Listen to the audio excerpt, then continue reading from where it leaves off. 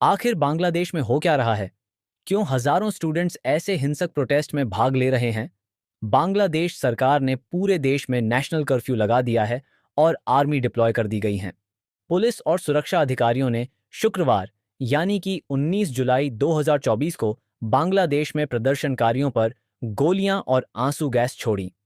सरकारी अधिकारियों ने राजधानी ढाका और अन्य प्रमुख शहरों में घातक झड़पों के बाद इंटरनेट और मोबाइल सेवाएं बंद कर दी थीं। ताज़ा झड़पें अब तक के विरोध प्रदर्शनों के सबसे खूनी दिन के बाद हुई हैं, जिसके कारण गुरुवार 18 जुलाई को 22 लोगों की मौत हो गई, जिनमें ज्यादातर अंडर ग्रेजुएट छात्र थे और प्रदर्शनकारियों ने देश में पूर्ण बंद लागू करने का प्रयास किया था। पर आखिर ये हिंसक प्रोटेस्ट हो क्यों रहा है? दरअसल 5 जून को बांग्लादेश हाई कोर्ट ने एक कंट्रोवर्शियल जजमेंट के जरिए गवर्नमेंट जॉब्स में 2% quota for 1971 freedom fighters and their descendants को वापस लाने का फैसला सुना दिया। हालांकि 2018 में 4 महीने प्रोटेस्ट के बाद हसीना सरकार ने इसी कोटे को हटवा दिया था, लेकिन अब इस रिजर्वेशन के वापस आने के खबर से देश के युवा बहुत नाराज हैं, क्योंकि इस रिजर्वेशन के बाद जनरल कैटेगरी के लिए सिर्फ 44 पर सीट्स बाकी रह जाएंगी। ताज्जुब की बात यह है कि सरकार ने भी इस मामले में बातचीत सही नहीं समझा।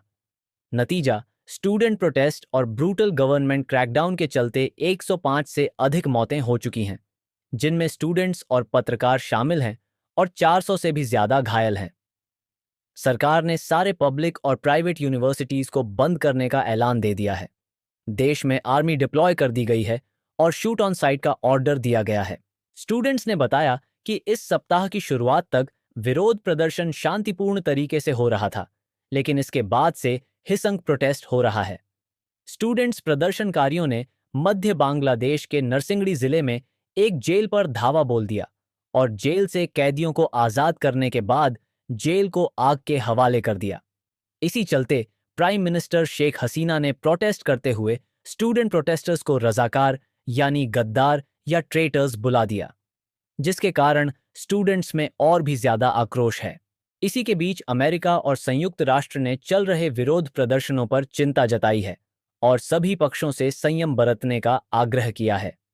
बांग्लादेश के पड़ोसी देश भारत ने संकटग्रस्त देश में रहने वाले अपने निवासियों के लिए गुरुवार को एक सलाह जारी की।